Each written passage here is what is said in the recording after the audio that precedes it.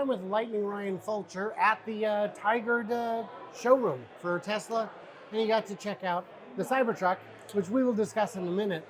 But first, Ryan famously has a Ford Lightning. An F-150 Lightning, Lariat, extended range, max tow package.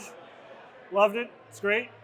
It's a great truck. I've driven it. There's B-roll on camera now on screen showing. I'm not sure if you caught the past tense in that. I did, but I will. I understand we had a conversation before Halloween. There was an issue. What happened? So it's not a recall. It's a soft service campaign for a software update to upgrade the BMS to look out for battery module issues, right? So that it could warn you and give you a reduced power mode, is my understanding. And then alert you if you needed to get a module replaced. I was initially impressed. Ford called me 3 days before what would turn out to be a bunch of check engine lights on my Lightning. So they were able to remotely diagnose an issue, message you, and then it became the issue. And then it actually became the issue 3 days later. Yeah. So that was kind of impressive. That is impressive. That's a good start. Good start, yes. So you brought the truck in. What happened? So I ignored the pre-warning and said, I don't take cold calls, but hey, if a check engine light comes on in my truck, I'll call my dealer up and we'll do some service or whatever. In retrospect, maybe I should have scheduled the service immediately. So yeah, a couple days later, got in to go to work and got a bunch of errors that popped up, a reduced power mode. So I drove it to the coffee shop just to make sure we could drive it, right? And that was fine, behaved okay. And you brought it in. And the next day dropped it off the dealer. Told them, hey, here's the service bulletin. I don't remember what it is right now. The number, the message on the screen, the error message, whatever. Yeah. Well, the not a recall service code thing. So we could go the long route, but why don't we skip to it and say what did happen and where are we at now? So the TLDR is, after about 5 weeks, they replaced module number 6 and I got the truck back. Okay. And it was excellent. I Problem solved. Drove it for a week, and then in the evening, halfway through my charge, it said, charging fault. I said, what charging fault? I'm like, oh my goodness, let's go check this out. And so I looked at my data logging stuff from my house, and it had tapered off over the course of 5 minutes and stopped charging well before it was supposed to, and was back into reduced power mode, and please service immediately. And so you bring went it back to the shop. Yeah. That was mid-November, and it's still there. It's still there. Yes, and today is February something? Late February. Yeah. It's late February. Yeah. And this has been ongoing since, depending how you count it, mid-October to November. Beginning of October, had it for 1 week in November, and then back out of service we're going on 5 months. Now you believe this is not a common situation with the Lightning? Yes, so there's a Lightning owners forum with some surveys for people with this service bulletin. Most people are seeing turnaround of 2 to 3 weeks if they have the issue at all, which is about half of the people on the forum, which is a self-selecting community of a very small percentage of owners. So yes, I think that the actual faulty modules is very, very rare. And my particular situation with multiple faults is even exceedingly more. So I still love the truck. It's still a great truck. I think my experience isn't, par for the course. Well, the good news is for an early build, for a company that makes millions of cars and only sells tens of thousands of something new, a catastrophic problem, if it was that big, wouldn't bankrupt them. Now, if Rivian was blowing battery modules on every truck they'd ever sold, sure, that'd be the end of it. Yes. Yeah, I mean, I like to keep in mind that, this is Ford's version of the Tesla's original Roadster.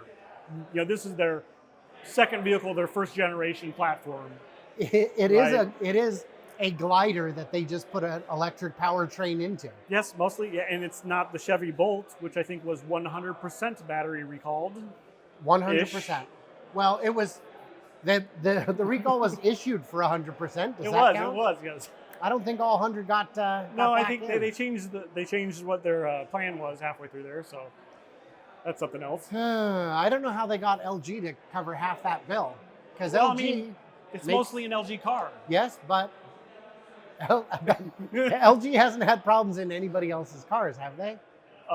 Actually, yes. I think. Oh, have they? There was they're one also other. in the Kia Niro. Oh. Maybe. Oh. Don't quote me on any of these. Bad for you, lucky gold star. So that's unfortunate. So now you're driving your Honda Insight. Yeah, so I'm back to my 2000 Honda Insight. 2000 Honda Insight Ryan Fulcher Yes. on X. Yes. But Yeah, the Lightning wasn't for the Ford Lightning. My Lightning nickname I did not know that. came because I had seat covers in my Insight with lightning bolts. It sounds like you're making it up. I don't know if I'm going to believe that. So- in the comments, do you buy that? How about this one? Lightning is electric because of electric car stuff. Is it? I've been doing it for 2 decades. I don't believe in So plasma voodoo. was already taken. plasma, right? Plasma Ryan Fulcher. Very good. Very good. Ridiculous. So we are here checking out the CyberTruck. I think that's how it's pronounced. I never heard it out loud. Sliber? Yeah, something like that. Something. You've seen it in person now. Early reservation holder-ish. Yes, he's 5-minute reservation holder. Already reserved, Already ordered. and The you've got Cyber Beast configured. and configured. But it's a beast, and we're in the Northwest, so it might be December. No, it's early to mid-summer. Is it really? Yes, Wow. and they're going to make that estimate. I guarantee. Take his guarantees to the bank and get kicked out because they don't accept it. Consider that I sold my Bolt in 2019, late 2019, because I would be receiving that Christmas. So I'm not sure how good my estimates are. Anyway, you've gotten to see one in person. First question, how does the size compare? Pretty comparable. The back seats. To what you were expecting? To what was it? Yes. What was that? Yes, it's what I was expecting. Yeah, Okay. yeah. Because in my head, it was going to Really be like it. bigger. In your head, it was bigger. Oh, are we raising? Oh. Oh, frunk mode. Oh. Just raising it up. Raising it up. There it goes. I don't believe it. I do. Oh, it's lowering down.